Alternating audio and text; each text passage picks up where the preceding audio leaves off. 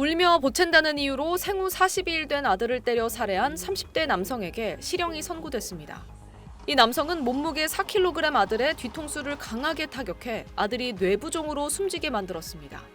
대구지법은 오늘 아동학대 살해 등 혐의로 기소된 34살 A씨에게 징역 13년을 선고하고 아동학대 치료 프로그램 이수 80시간 및 관련 시설 취업 제한 10년을 선고했습니다. A씨는 지난해 9월 대구 달성군의 거주지에서 아들 B군의 뒤통수 등 부위를 강하게 때려 숨지게 한 뒤 인근 야산에 매장한 혐의를 받고 있습니다. A씨는 재판 과정에서 아들을 살해할 의도는 없었다고 주장했습니다.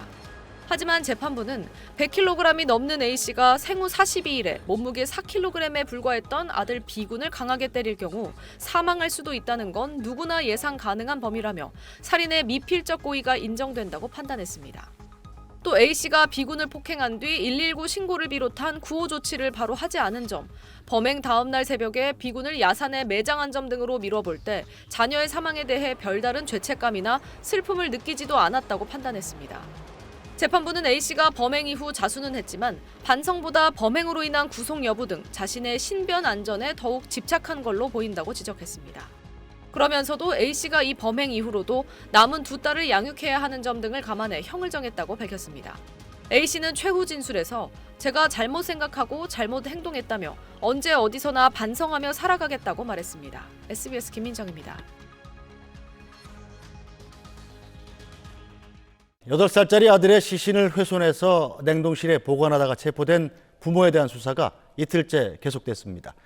아버지가 아이를 폭행한 뒤에 방치해서 숨지게 했고 또 어머니도 이 모든 과정을 알고 있었던 걸로 오늘로부터 정확히 10년 전인 2016년 1월 15일 인천의 어느 주택가. 한 남자가 골목을 뛰어가 아파트 안으로 들어가더니 잠시 뒤 경찰에 붙들려 나옵니다. 8살짜리 친아들을 때려 숨지게 하고 시신을 훼손한 이 남성의 이름은 최경원, 당시 34살이었습니다. 아드님 살해하신 거 맞습니까? 현재 신경 어떠세요? 사건의 발단은 체포 4년 전인 2012년으로 거슬러 올라갑니다.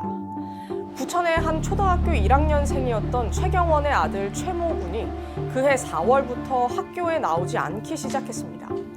그 뒤로는 이제 아마 엄마가 학생을 학교를 안 보냈던 걸로 알고 있어요. 그때가 4월 말이나 될 거예요. 만나주지가 않고 집에 가면 피해버리고 이제 그러니까 상당히 담임선생님이 이제 힘들었던 걸로 알고 있어요.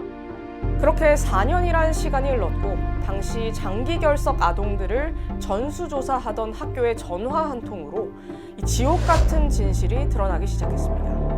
뭔가 이상하다 느낀 교사가 경찰에 수사를 요청한 겁니다. 경찰은 바로 다음 날 최군 엄마를 그 다음 날인 2016년 1월 15일 아빠 최경원을 긴급 체포한 뒤 최경원 지인의 집에서 최군 시신이 담긴 가방을 발견했습니다. 약사 같은 거 몇 그램 잡은 것 같은데 뭐 이삿짐 문제가 가지고 뭐 집에서 며칠씩 아무것도 없냐고 그래. 혼나가지고 아는 통 오래전부터 알고 있던 동생이 같은 그런 일로 그냥 잡혀가지고 그런 일도 저지를 했어요. 체포된 최경원은 3년여 전인 2012년 10월 아이가 다쳤는데 치료 조치를 하지 않아 숨졌다는 이해하기 어려운 주장을 펼쳤습니다. 시키 싫어하던 피해자를 욕실로 끌어당기는 과정에서 넘어뜨려 다쳤으나 병원 진료 등 별다른 조치 없이 주거지에 방치하다 한 달여 만에 사망하였고 이 교묘한 거짓말 뒤에 숨겨진 실체는 훨씬 더 참혹했습니다. 당시 최군은 아빠의 폭행으로 기력을 잃고 용변도 누운 채 이불에 볼 정도로 건강이 안 좋아진 상황이었다고 합니다. 2012년 11월 7일 한 달간 누워만 있던 최군이 오랜만에 일어나자 술에 취한 최경원은 갑자기 아들을 의자에 앉히고 때리기 시작했습니다. 아무 이유도 없었습니다. 체중이 16kg에 불과한 사실상 기아 상태의 아들을 복싱하듯 주먹으로 때렸습니다. 체중이 약 90kg 정도인 거구인 두가 뼈밖에 남지 않은 상태의 피해자를 바닥에 엎드리게 하고는 복부, 옆구리 등을 발로 가로차는 등 최군은 결국 그날 밤 8살의 나이로 숨졌습니다. 이 모든 걸 보고만 있었던 최군 엄마는 최군을 그대로 방치했고 술 취해 자고 있던 최경원은 다음날 오후 5시에야 아들의 죽음을 알아챘습니다. 이 아내와 함께 최군이 숨진 걸 확인한 최경원은 눈도 감지 못한 채 숨진 아들 얼굴에 테이프를 붙여 억지로 눈을 감게 했습니다. 그리고는 아내에게 시신을 처리하자고 했습니다. 소름 돋는 건 아이 엄마의 반응이었습니다. 그 얘기를 듣고도 남편과 함께 단골 치킨집에서 치킨을 시켜 먹은 겁니다. 곧이어 시신을 훼손하기로 결심한 부부가 도구를 사러 마트에 갔을 때 이 장바구니에 같이 담은 건 자신들이 먹을 김밥과 커피, 과자였습니다. 부부는 차마 입에 담기도 힘든 상상 이상의 잔혹한 수법으로 아이의 시신을 훼손했습니다. 사건 판결문에 따르면 최군 엄마는 이 시신 훼손 작업을 하는 남편에게 직접 고글을 씌워주고 혹시 냄새가 밖으로 새나갈까 봐 집안에서 하루 종일 청국장을 끓이면서 이 끔찍한 작업을 함께 했습니다. 훼손한 시신은 그대로 비닐과 신문지 등에 싸 집 냉동실에 넣었습니다. 당시 변호를 맡았던 국선 변호인은 그 참혹함이 10년이 지난 지금도 잊히지 않는다고 말합니다. 같은 집에 살면서 냉동실 보관을 하고 저는 그거에 대해서 좀 물어봤고 되게 덤덤하게 그냥 처음에는 자기도 조금 그랬는데 세월이 지나다 보니까 조금 무뎌졌다 뭐 이런 식으로 얘기를 했던 걸로 기억을 해요.